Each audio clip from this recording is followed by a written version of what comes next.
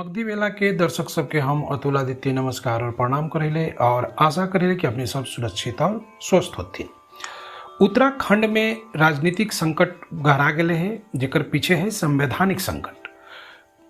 वहाँ के जो मुख्यमंत्री हथिन तीरथ सिंह रावत, वो आज जो है इस्तीफा के पेशकश कर लथिन है, इस्तीफा देवे जाए सोच रहे थे कि इस्तीफा दे दिए।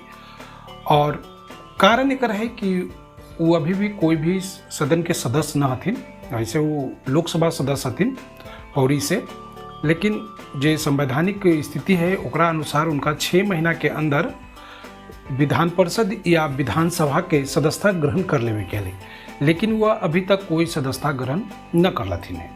और राज्य में अब जो है साल भर से कम समय बच गए है विधानसभा के सत्र के विधानसभा के, तो ई कारण से भी वो अब जो है उपचुनाव न करावल जा सका है, तो एक वजह से भी वो जो है अब चुनाव न लड़ सका हथिन। तो ई वजह से वो जो है इस्तीफा देवे के पेशकश कर लथिन।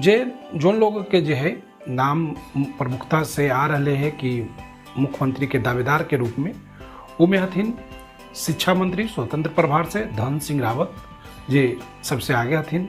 दूसरा में हथिन हरक सिंह रावत, सतपाल जी महाराज और बंशीधर भगत। ये 4 लोग जो हथिन जो मुख्य रूप से मुख्यमंत्री के अगले दौर के दावेदार के रूप में जानल जा रहा थे। ऐसे तो कहल जा रहे है कि मुख्यमंत्री जो भी विधायक है उनमें से कोई भी बन सका है, लेकिन ज़्यादा संभावना है कि यही 4 में से कोई बनता थी। ओकरा में भी सबसे ज़्यादा संभावना है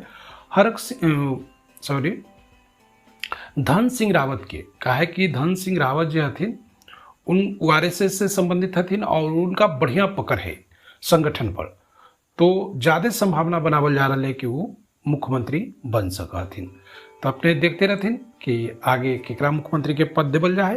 अगर जैसे ही कोई समाचार मिला है हम अपने के बतेबे। धन्यवाद। और मगधी बेला के देखते रहते हैं, लाइक करते हैं और सब्सक्राइब।